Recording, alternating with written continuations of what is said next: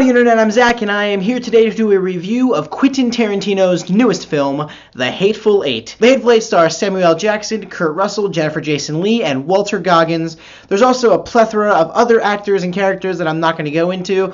Those are the big four for me. I'm going to start off by saying that I absolutely loved The Hateful Eight. Now, The Hateful Eight has some issues, but it's all in all a really amazing film. I'm going to first start off by talking about Quentin Tarantino. This man is a true auteur. He made this movie exactly what he wanted it to be. He was the author of this film. It was beautiful. He crafted exactly the film that he wanted, and you could see it. This is, in my opinion, one of his most perfectly directed films.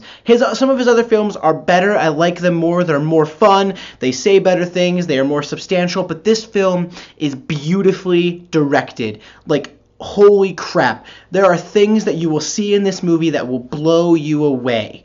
Quentin Tarantino killed it. He is this movie. Alright, next I'm going to talk about the performances. Walter Goggins and Jennifer Jason Leigh steal every scene that they are in. Walter Goggins was awesome, and Jennifer Jason Leigh is worthy of every nomination that she will inevitably receive and has already received, because she received a nomination for the Golden Globes and she will receive others. I am not going to be surprised when she gets a supporting actress nom for the Oscars. She was incredible. Towards the end of this film, she shows amazing emotion. All in all, my favorite performance and favorite character was Samuel L. Jackson's Major Warren. He was awesome. And I'm not saying he was awesome like you rooted for him. I mean, I did, but it's not like that. All the characters in this movie are kind of hateful. That's why they're called the Hateful Eight. You don't really root for any of them.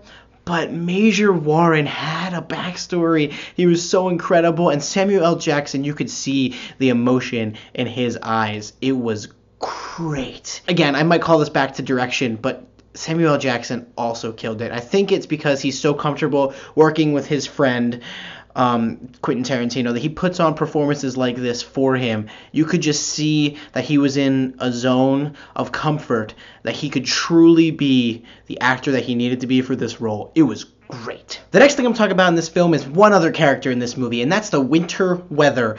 This film does an incredible job of creating a winter weather scene that makes the movie claustrophobic. This is probably the best use of a winter scene I've seen since The Shining. It was incredible. Quentin Tarantino made the weather, made the blizzard in this film a character. It pushed tension. It made things incredibly interesting, and it was so dynamic. He did a great job with the winter weather in this film, and when you watch it, you will be amazed. It made me feel icy. It made me feel cold. I felt that weather. It was great. So this film's getting a lot of flack on the internet and a lot of backlash from a lot of people who are saying that the film doesn't have a lot of substance, and I completely disagree. After watching this movie, I was amazed. I was blown away. I'm a pretty big theater nerd. I love theater. My fiance and I go to see a lot of shows. This movie was a theater piece that was a whodunit that was actually a commentary on the political and social climate after the Civil War, which is actually a commentary on the political and social climate of current America. It was amazing. One other thing I really liked about this film was Ennio Morricone's score.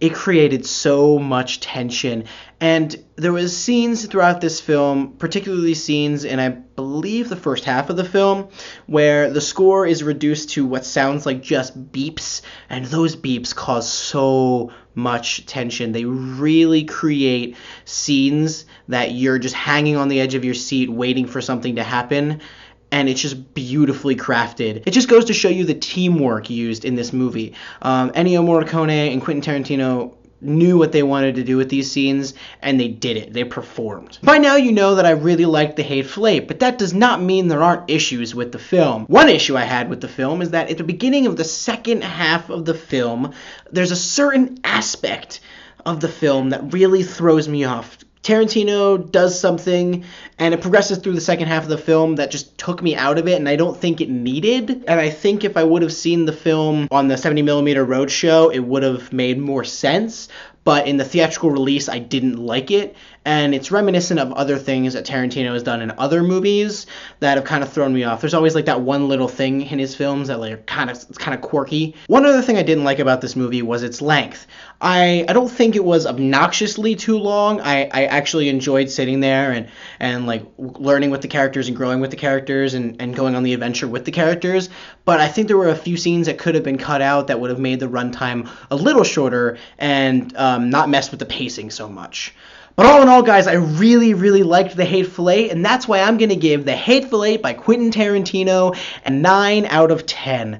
Guys, go see The Hateful Eight in theaters. Let me know what you thought about it, and as 2016 begins, make your New Year's resolution to go and see more movies and to subscribe to Razzle.